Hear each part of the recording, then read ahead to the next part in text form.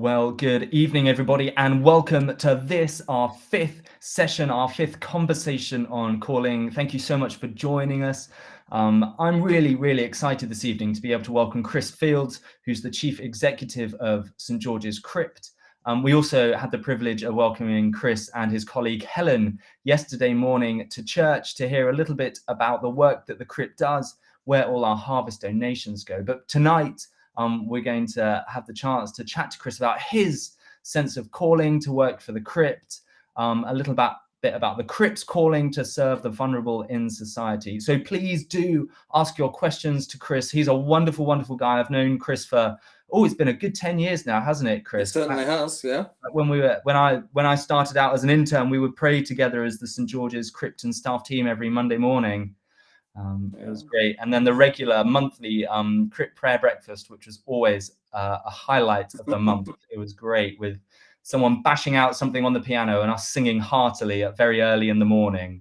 With a full English.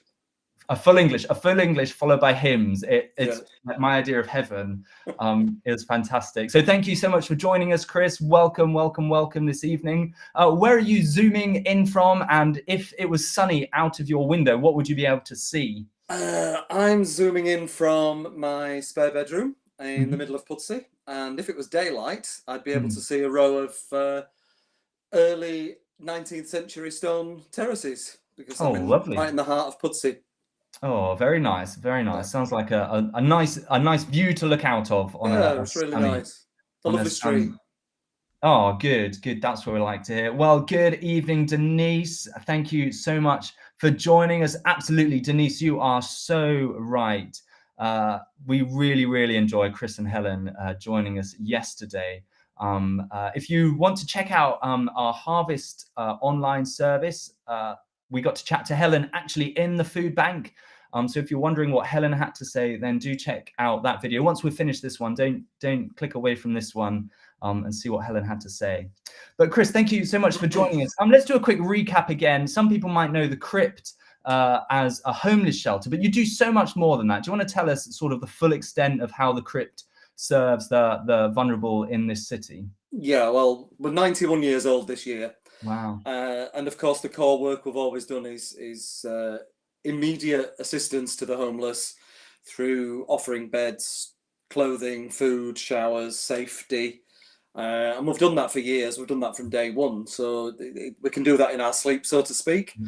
But what we've noticed recently is the needs of the vulnerable are much wider. Yeah. And they're not always being met in let's say a quality that we would expect at the Crypt. So we've branched out into other things, such as alcohol and drug rehabilitation. So we have a residential drug and rehabilitation unit for 22 guys at this moment in time that are all battling their demons in getting their lives clean and back on track.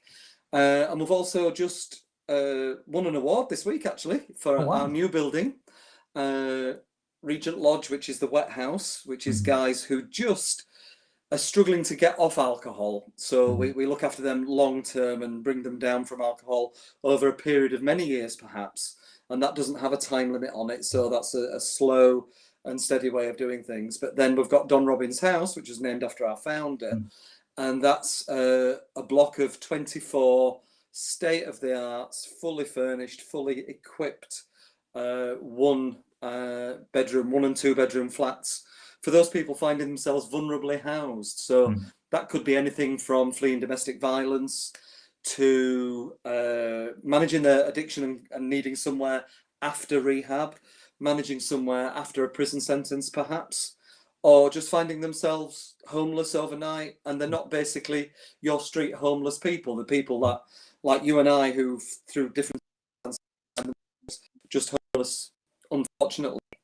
So we're branching out into many things as much as possible. Wonderful. Well, how long have you been the chief executive of the Crypt now? I've been for a good 12 years, but I've actually been at the charity for 22. Wow, gosh. And of course, you haven't always worked for the Crypt. I wonder if you could tell us a little bit about your story, your calling to work at the Crypt, how that came to be. Yeah, certainly. I worked with a chef at the Queen's Hotel in Leeds from school, and a full apprenticeship, and learned the art of French cuisine Wow. as it was in those days, and I met my wife there. And then when we got engaged, the difficult hours became an issue. So I moved within the company into industrial catering. I became a catering manager for some quite important companies such as Halset Engineering, Cameron Ironworks, Yorkshire Post, Evening Post newspapers, doing their corporate entertainment and managing their staff restaurants and dining areas. Had regular attendance at St Michael's and All Angels in New Farnley. Oh, wonderful. And that's where I met a guy called Gary Stott, who was from St George's originally, Mhm. and he was our curate. And I got to the point in life where you just know there's something not quite right, and there's something laying heavy on your heart saying you're doing the wrong thing or you should be doing something else. And I spoke to Gary at length on this. And I had no idea what I needed to do or wanted to do. I just knew I had to work with disadvantaged people in some way, whether that was physically handicapped, mentally handicapped, whatever it may be. And he said, why don't you try the crypt and do some work down there, perhaps, because he'd known that as a volunteer when he was a student. And I said, oh, okay then. Anyway, that was on the Sunday. And this is the spooky bit and the God bit. On the Thursday, in the good old days, the Yorkshire Evening Post used to run lots of job adverts, pages after pages after pages of adverts. And I was looking through, and lo and behold, St George's Crypt were advertising for a new unit that were opening for young people. Now, I'd got kids and I'd also worked in scouting for quite some considerable time. And I thought, I've got transferable skills that I could use there. So I went for it. Gary gave me a good reference because you had to have a reference from your vicar and all that. So I did it. I didn't get that job. I failed that interview and they gave it to a guy called Stephen Green. But while they were giving me the bad news, they also said, well, one of our team leaders is actually leaving. Would you fancy working with guys who have a drinking issue? Well, I had been drunk in the past, like most people do. And I thought, well, what do I know about that? So I prayed on it, and like you do, and decided, okay, let's give it a punt and see what happens. And that was my first introduction, really, to St George's Crypt, in the fact that I was the team leader, because I've been a manager in my past jobs and managed quite a number of people, up to 80 and 100 people at a time. Those transferable skills for a team of 5, I felt I could do it, and they felt I could do it. And I had the most wonderful 5 years working with guys that were so deeply entrenched in alcoholism that for possibly 20 hours of the day, they didn't know what they were doing. And they weren't loved by anybody. They'd been abandoned by their families. They'd been abandoned by society. And I felt a great empathy towards them. And we just worked and showed God's love through our work in managing the unloved, which is a very difficult thing to do at times, because you're trying to reintroduce them to society, but society doesn't want to know them. So we created our own community, and we had a most wonderful time. And basically it was a hospice for drinkers. So I managed to go to many funerals in that 5 years, which is a sad thing. But the good thing is, over the years, we have transformed Regent Terrace into Regent Lodge, and we've purpose rebuilt it. Wow. And now it has a new way of operating where we bring people down off alcohol. Before, it was a case of maintaining them until they passed, because nobody else would look after them. The city had abandoned them, basically. They'd burnt all their bridges everywhere else. So they came to Regent Terrace. And now we bring people down from alcohol very slowly, very surely, because it's a long process with alcohol.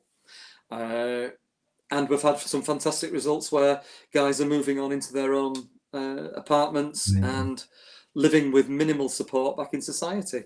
And from there, I moved down to the crypt as operations manager. Wow. So just this sort of sense of like, I want to do something else, like there's something more, there's something bigger, you know, want to Yeah, get involved. And even like what can feel like a door in the face actually turned out to be like another way forwards. absolutely. Kind of Yeah. an unexpected route in. Hmm. And you know, and God doesn't waste experiences, does he? He No, doesn't he doesn't. waste a moment. You're like, you know, managing people. You're now going from managing 5 people to sort of managing this kind of large, complex organization. Yeah. Your skills, your experiences haven't been wasted by God at all in how he calls us. Absolutely not. And I think God prepares you for that calling in many Mm, ways. You know, catering is a very difficult and an intense environment. mm, And the crypt is an intense, difficult environment. yeah. And, you know, you could say like Hell's Kitchen moved into the crypt. It's just the same. You're dealing with different personalities, different issues. You're dealing with customers. Our people that visit on a daily basis, we treat as customers Mm, because they're entitled to that. And, yeah. you know, they deserve the best. Mm, And coming from a 4-star background, I brought a hotel way mm, of thinking into delivering the beds. So we turn the beds down on a night and we mm. leave a welcome pack and chocolates on the beds. Amazing. So That's such a wonderful way to, you know, rather than just the bare minimum, like, oh, it's just a bed, it's just a roof. But actually, I love that idea, the corner turned down and a chocolate on the pillow. That's such a, like, really recognizes the dignity of a human being mhm, in that moment, an mhm. unexpected moment of God's grace that should absolutely be there. And it shows in their faces when the rooms are small and bijou, the purpose built and they serve a Mm, purpose. So you make them as nice as you can. But mm, we took that from the Good Samaritan, mm, because the Good Samaritan didn't just look after the guy, he handed him over to somebody to look after him and said, give them whatever they need, and on my return, I will pay you. yeah. And he paid for the best. He didn't Mm, just buy a couple of bandages and a bottle of water and leave them to it. yeah. He made a commitment to deal with them in the best way possible on his return. So we take that further and live that gospel and live that parable in making sure the guys get the best we can offer them. And if Mm, it isn't good enough for God, who is it good enough for? That's the absolutely. question. Absolutely, absolutely. You mentioned earlier that your new housing development is called the Don Robbins House. Hmm. Don Robbins, of course, the founder of the Crypt 91 years ago. Look, correct me if I'm wrong, looked round after the war and saw just a whole bunch of young men destitute on the streets Yeah. and felt called by God to do something about it. Mhm. I wonder if you could tell a bit more of the story, if you know it. Yeah, well, he was an amazing man because he was actually a fighter pilot in the First World War. So he was one of the Wow. first people to basically fly over the trenches and drop bombs physically by hand Mm, on people. gosh. And he became a pacifist after that and a calling to the church. And he did everything he possibly could to avoid confrontation and war and everything. He didn't lose his firebrand attitude, though. He had that battle and that Mm, within him. And he came to St George's as a very young vicar. They took a gamble on him because I mm, think he was only 30 at the time, and that was a big church. But it was a failing church in a failing parish because it was surrounded by slum dwellings, mm, factories. It wasn't the grand edifice of St George's it is now. You know, frequented by the people that go there. It was a deprived church with many families on the breadline, basically mm, on the breadline, if not worse, because it was in the Great Depression, of course, mm, 1930. So the guys he saw coming to the church for alms, basically any chance of a cup of tea, vicar, knocking on the church door, mm, he realised they weren't necessarily homeless; they were jobless. They mm, travelled to the great city to find work from the outlying areas, and they'd all walked in, so they'd worn the shoes out and they were wet through. And in those days, everything was made out of wool or cotton, mm, so it wasn't a case of a quick drying job. mm, So it was a very uncomfortable life. And he said to his parishioners in the first week he was there that if we don't do something about this before I look at the church, I'm not doing it. mm, I'm just not going there because there's far too much to do for the people that really need it rather than the people that come into this church. And he spent 90% of his time looking after the jobless, the roofless, and then visiting people in their own homes, taking food parcels in the 1930s. So he invented delivering food parcels Wow. before people had heard of food parcels. Yeah. And, you know, he would see that the kids had no shoes. So he would do a mass collection of shoes in Leeds. He would notice that at Christmas they had no toys. And we still to this day do a toy collection at Christmas and share those across the city with families that don't have enough toys. Amazing. And he also did a massive service where he got 2,500 people in that church Wow. to their Christmas tree service. And everybody decorated a small Christmas tree, and then they were taken around the parish to families that couldn't even afford a Christmas tree. So he was a great believer in community and bringing people into the fold and showing God's love on the outside of the church rather than on the inside. Yeah. So we're realizing that that is a more modern way of doing things, even though that was the 1930s. So we're out there now working like at Don Robbins' house, making sure that people who are vulnerably housed have everything they need to survive. Wonderful. That's an incredible story of like God clearly calling someone to, you know, serve the vulnerable, serve the roofless, serve those who are hungry in really, really practical ways. Denise asks a good question. Thank you, Denise. Do you have many successes, or is it a very long process? You know, on Sunday we heard, you know, some great stories, but I'm sure not all of them are quite like that. No, we have frequent flyers. There are people with such mental health issues so deep that it will take 20, 30 years for them to settle down, and you find them somewhere to stay, and they manage there for a couple of weeks, and then they're back at the crypt because they just can't maintain the tenancy, or they're so vulnerable they get cuckooed. So the bad lads come in and take over their flat, use it as a drug den, a dealing den. They find themselves homeless again. But on the other hand, if you catch them early enough, and I often use this when I go out and do talks, and I ask the question: if there's you've got one bed left, and a 17-year-old comes and a 55-year-old comes, who do you give that bed to? And they nearly always say, oh, the 55-year-old because he's much older.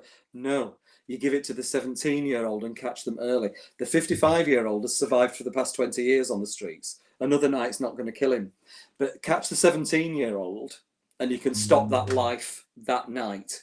So it's about catching them as early as possible, engaging with them, building up a feeling of trust. And that makes us a speedier, to answer Denise's question, it makes it a speedier outcome, a more positive outcome. But yes, we do have people that we've known for years and years, and sometimes they come to the crypt just to socialize. So they're not necessarily homeless, they just come at lunchtime because they're incredibly lonely. And living in a one-bedroom flat on your own, I can't think of anything worse if you don't have a circle of friends. So their circle of friends are the people they've known all their life, so they still mix with the guys that are still sleeping on the streets. And I would imagine it's also about redefining success. I mean, on yesterday you spoke about someone sort of going from on the pop to a tax-paying citizen. Absolutely. But like that's a multi-year journey, isn't it? But it is. Success. I remember going to visit Regent's Terrace, and you know, one of the chaps in there, he had been sort of 3 bottles of vodka to 5 bottles of cider. Like that's success. Different expectations of success. Absolutely. Bringing people down off hard spirits onto low percentage lager is a huge success, because once they're on that low alcohol grade cider or beer, we can actually then start looking at a flat somewhere else with support from alcohol services. But while they're on 3 bottles of vodka a day, like you say, or 15 bottles of cider, whatever it may be, that's unmanageable in the real world, and that needs intense support. So yes, bringing them down to a low alcohol beverage, that's massive in their lives. Amazing. Wendy asks a good question. Wendy says, do you think there's a greater expectation now from your clients in what they are given? Oh, good one. In the old days when I started, the good old days, The guys basically were very trampish, if that's what you want to call them, if that's how you want to describe somebody. They were, the trousers were still tied up with bits of string.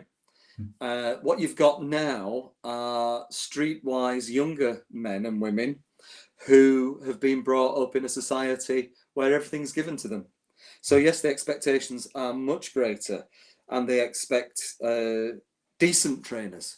Not decent shoes. They want decent trainers because theirs have worn out, or they want a decent pair of leggings. They won't wear Primark leggings. They want a pair of Adidas leggings. Well, you have to talk through and say, well, actually, I can afford to buy 20 pairs of Primark leggings, but I can only afford to buy one pair of Adidas leggings. So we're going to buy Primark.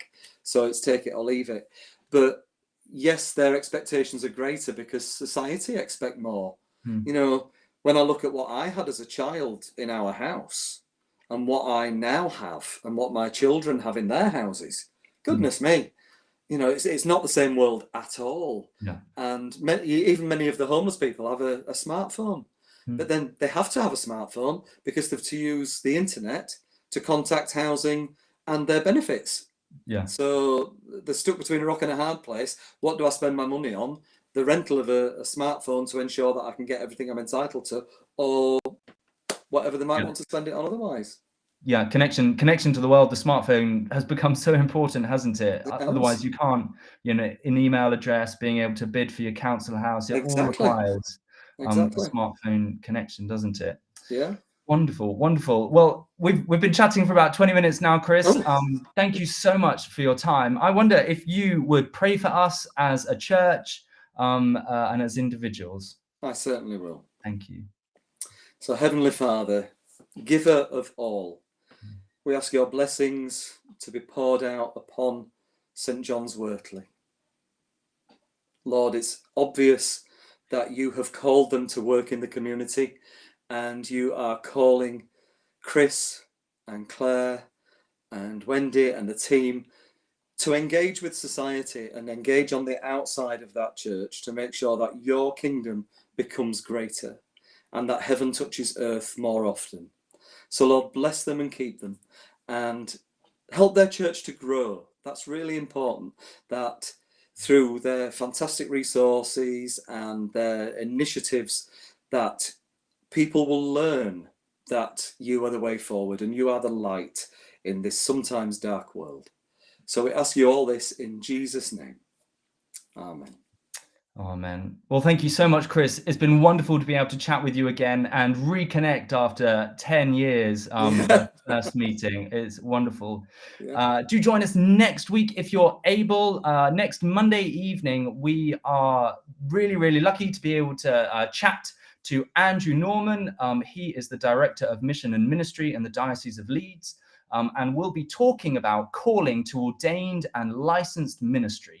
So I'm not wearing a dog collar at the moment, but maybe if you've ever thought, maybe God's calling me to, wear one of these dog collars, or to some other form of licensed ministry, whether that's to a readership or some way of recognized ministry in the Church of England, then do tune in. Even if you're not called, then come to understand why Claire and I and others wear our dog collar, what we had to go through, the whole process of calling. That's next Monday evening at 7:30. But once again, thank you, Chris. Thank you, everybody, for joining us. Thank you for your questions, and good night. I hope you have a wonderful rest of your evening. Thank you.